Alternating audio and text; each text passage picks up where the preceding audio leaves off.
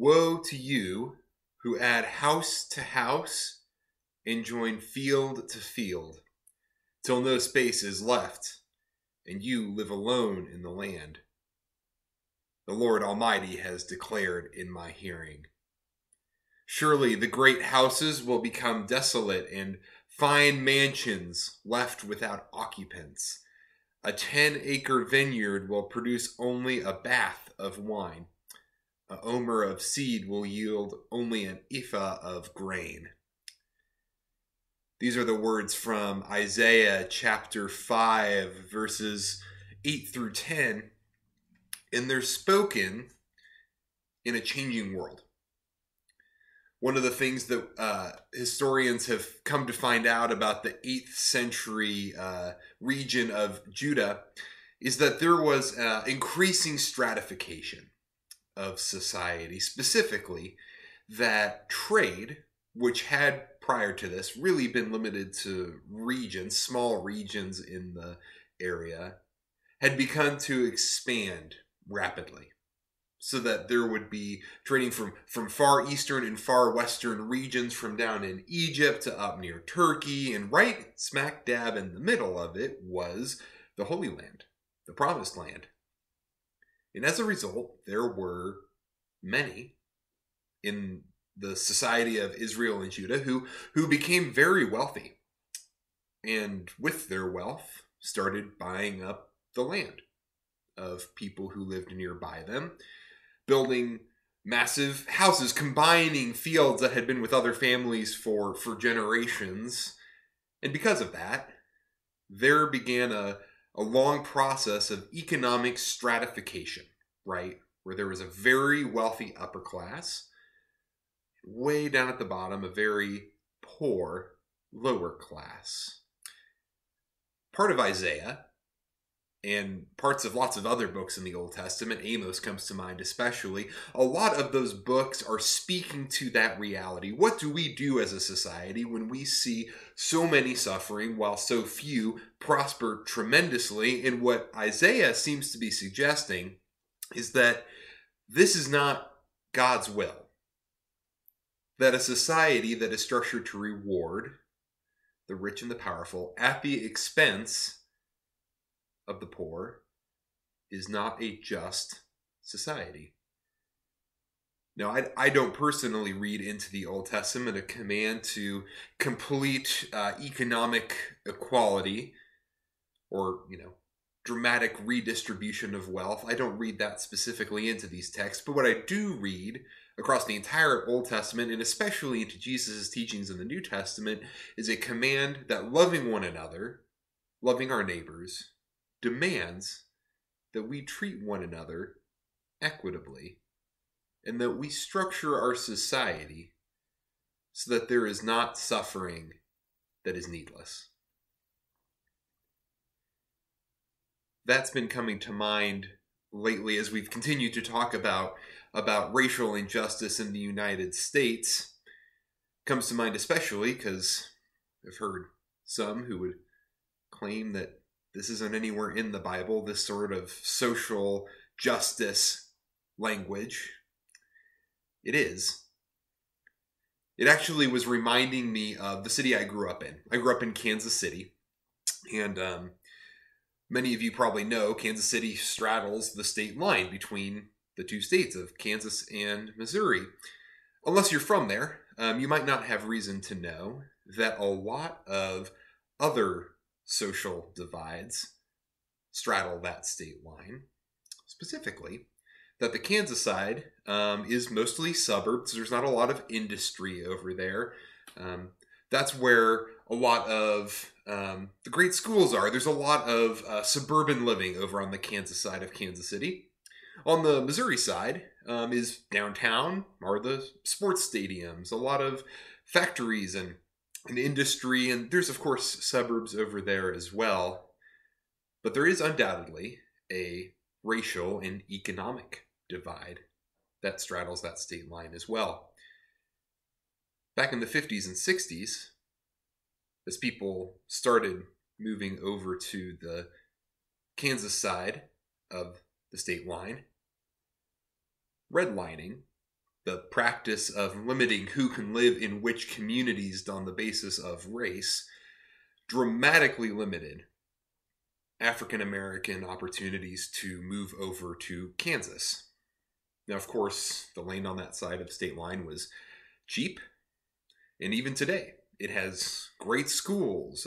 It is a great financial investment to have a home on that side of state line. And for decades, that opportunity was denied African Americans almost entirely, or at least the most affluent sections of the Kansas side of state lines. Likewise, on the Missouri side, as more affluent people, especially white people, left the Missouri side, the values of homes there decreased, and economic stagnation set in.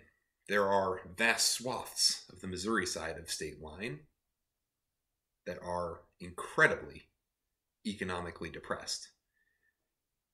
And to make matters worse, we as a society have also decided that we are going to base our school financing based on property taxes, the worth of your house and your land, and that would directly affect how good your schools are. And so, wouldn't you know it, on the Kansas side of state line are a bunch of terrific school districts, and on the Missouri side is what was, up until just a couple of years ago, an unaccredited school district with really, really dilapidated buildings. On the Kansas side, the high school I went to, giving tablets or laptops to every student so that they can do their homework when they get home. On the Missouri side, just a mile and a half away at another high school, not enough desks for students, and textbooks, not enough, actually. And even the textbooks they have, dilapidated, leftovers from the 1990s. It is economic stratification. And the question I want to raise with that is this. Whether it's in Isaiah or whether it's in Kansas City, is an individual on the hook for the decision they make to play into this system? Or to put it a different way, would someone who 70 years ago moved their family from Missouri into a nice suburb of Kansas, would they have been morally culpable, spiritually on the hook for that decision? If we believe that that system is unjust, are they sinful? Are they a bad person for having made that decision? I'm not sure they are. Likewise, would you say that some entrepreneurial farmer in 8th century BC Judah, if they decided that they could capitalize on expanding trade markets and expand their own vineyards to increase the prosperity of their family, or are they morally on the hook for that decision? I'm not sure they were. The issue is systemic. That word we've been hearing a lot lately. Our collective decisions, the systems that we have in place, the structures that our society relies on, are really what are leading to the economic disaster that occurs to those on the bottom. And so it's the system that's on the hook. Now, of course, I've referenced Kansas City. That's the area I grew up in and know best. But we're living here in Dallas. Kansas City split east and west. We know full well that Dallas is separated north and south, and that redlining as it existed in suburban Kansas certainly existed in suburban Texas as well. How many of us are on the hook for that decision? Or are we individually responsible for helping right that system? It's almost impossible to judge those things on an individual basis. We must examine as a society how we structure our lives together. And that's what the Bible was instructing the people of Judah to do. Be moral individually, yes, but in the way that we build our systems, be moral there as well. Case in point, imagine a superintendent of a school district who benefits from all of the financial surplus that a wealthy community provides them, right? A great, say like, or a school board member for Plano schools or Richardson schools. Are they responsible for the inequality between north and south of this city? Well, no. They could be a morally terrific person, very anti-racist, social justice-oriented, morally upright person. But if the system they're working on is flawed, even their moral uprightness can't fix the inequality. I think that's what's at the heart of so much of the conversation we're having as a nation. I've been holding this in prayer a lot lately, remembering, for instance, that we have made great strides as a nation in the fact that bigotry in and of itself has really been has made a lot of progress. The fight against bigotry, I should say, that outright actions of racism have been the certain racial slurs that 50 years ago might have been much more socially acceptable in certain settings that no longer are. The progress that has been made in desegregating and in creating a culture that views race far less divisively now than we did 50 years ago. We've worked on the bigotry part of it. We have a lot of work to do still, though, in those systems. The systems that still, today, work against people on the basis of race and economic class.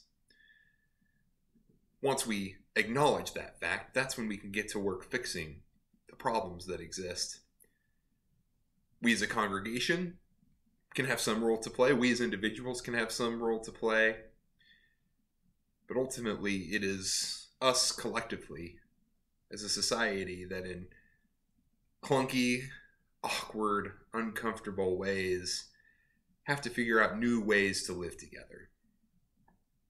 As Christians, I think our only approach besides educating ourselves and staying in constant communication with one another is to be prayerful and open ourselves, tune ourselves to hear what the Spirit tells us and how we can truly love our neighbor this day and always. Peace be with you, friends.